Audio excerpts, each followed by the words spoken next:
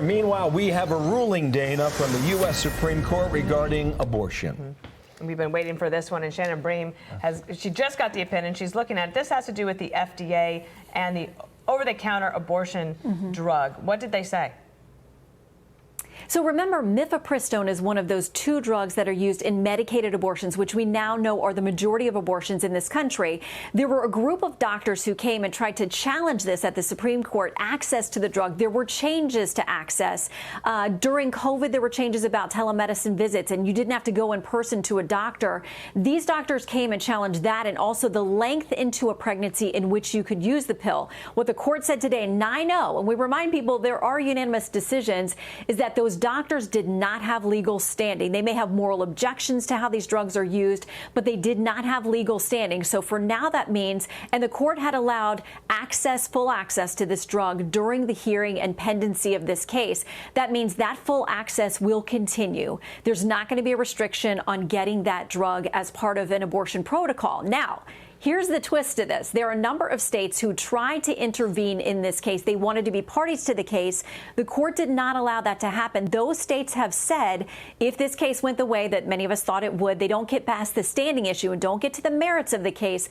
Those states say they are now standing by ready to file their own challenges to the way that the FDA has regulated mifepristone. So this case is over. The doctors didn't have standing. Access remains for the drug. But now watch for three of these states to say that they are going to now file their own legal challenges and try to prove they do have standing to actually get to the merits of how the case has been handled. The drug has been handled by the FDA. Call that a boomerang case then, Shannon, because it could be coming back, all right?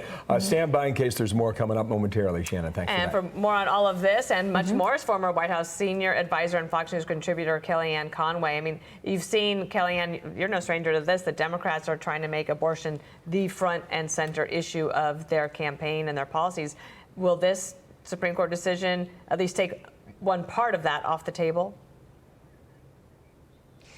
No, because I think they'll look at it as an opportunity to triple down on that messaging. The challenge for the Democrats is therefore abortion anyone, anytime, anywhere. You can read their party platform to verify that. And I hope that President Trump and whoever he picks as VP, Dana, will be robust, at least in exposing that. I mean, here's what I would do. I would have a science conversation at this point with America.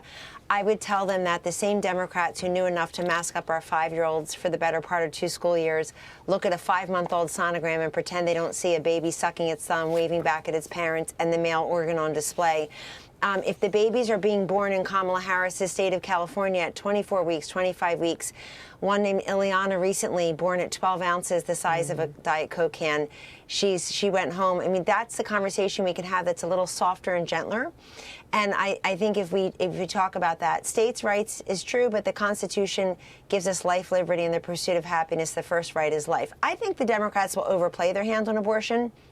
And I think that every time they try to talk to, quote, suburban women and don't talk about crime and safety and inflation and the border and the chaos and crisis around the world and only talk to women in the suburbs from the waist down, not the waist up, where our eyes, ears, hearts, minds, and brains are and mouths are, then they're missing an opportunity to speak to women in full.